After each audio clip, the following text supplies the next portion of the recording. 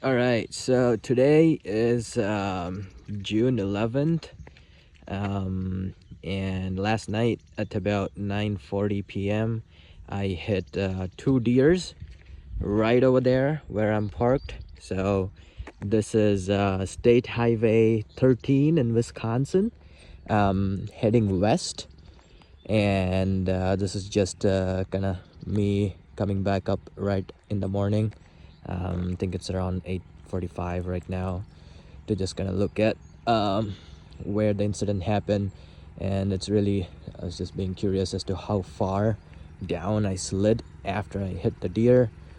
Just kind of walk through what happened right after I hit the deer, just to kind of document the whole incident from yesterday. None of us are hurt. Me and my buddy, we are both safe. Again, this is me walking. You could probably see my shadow here, in the car right here. Car's pretty banged up from the crash yesterday, involving two deers. I'm gonna walk us through it, but this was from yesterday. Yeah, so pretty rough.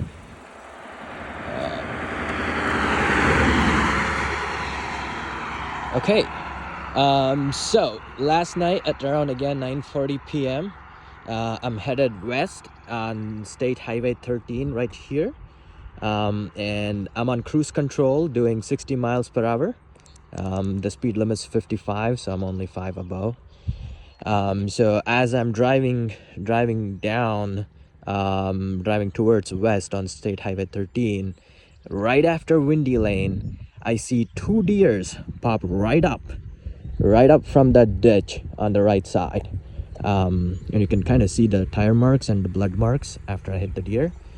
So right over here, these two deers pop right up from this ditch, and I could only see them as they were within 5 feet of me and my car and themselves.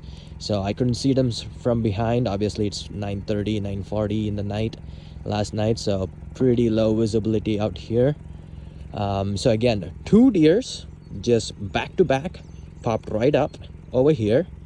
So again, I'm doing about 60 miles per hour. So I'm just gonna wait for this car to pass by. So as I'm doing 60 mile per hour here, I noticed the deer swerve left right away. As far as safe I can, I kind of judged that if I don't swerve left, I'm gonna end up hitting them straight on. So I slam on the brakes really hard, swerve left, and then we'll kind of look at the tire screech marks over here. So all I can see from the deer are these two blood marks.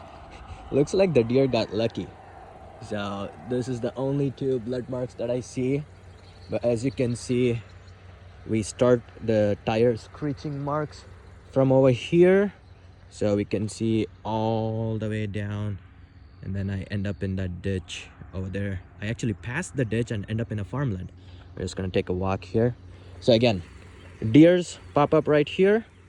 I swerve, so I'm going like this. I swerve left, slam on the brakes, start sliding. I'm almost 45, more than 45, probably 60 degrees. Slide.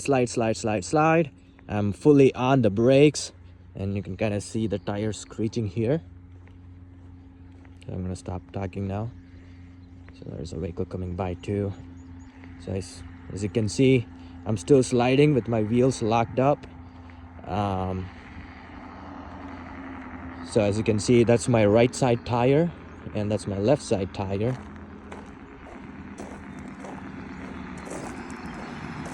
I'm just gonna pause here.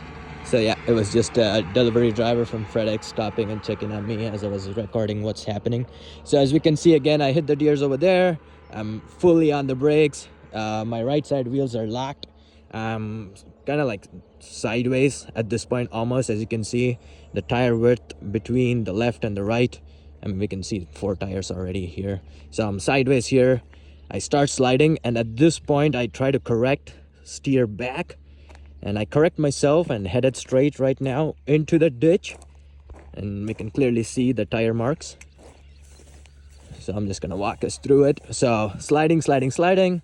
I hit the grass, the slippery grass, right? So I keep sliding, and I'll probably walk and record how many feet it is. So again, as you can see, the tire marks right here. We're still sliding.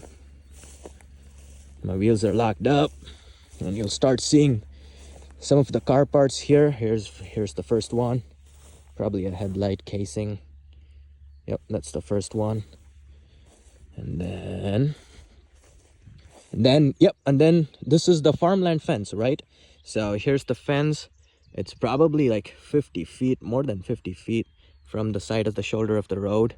So I hit the fence, I go through this top steel wire, and then the bottom two steel wires just kept stretching.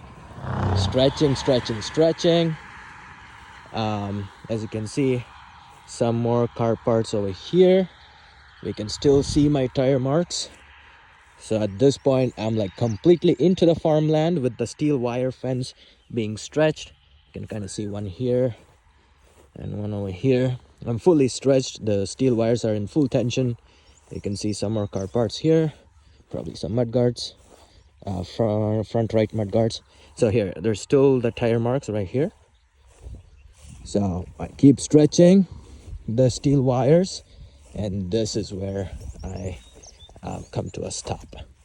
So I'm on the brakes this whole time, and the car did not stop. Obviously, it's super slippery because of the grass, but we'll go back and take a look at how far I slid on the tarmac, just to get a sense. Again, I'm sideways. So this is kind of where I end up, and where my car parked is where I hit the deer. I'll probably walk back and count my steps to see how many feet we are off. So at this point, we are stationary. We come to a halt right here. So yeah, I'm super calm. This is one of the most common things that happens out here in the Midwest. Both of us are safe, no airbags deployed. I know the car's gonna be pretty banged up because you're hitting a pretty heavy animal at 60 miles per hour, so that's a given. So we're both calm, nobody's hurt, thank God. And I pull out my phone on Google Maps, take a screenshot of where we are, and I try to open the door. And because the steel fence wire, the farmland fence wire, these things are like so stretched apart. I mean, they are back over here. Like this fence wire is over there, full tension. We couldn't open the left side, or I guess the whole left side of the car, including the driver's side door, was blocked. So yeah, we didn't try to get out, and my buddy on the passenger side tried to get out. The doors were locked from the inside. So at that point, we called 911. I mean, thank God they're here within 10 minutes. 10 of them come out, literally like three gals and like I don't know, 6-7 dudes. Super helpful.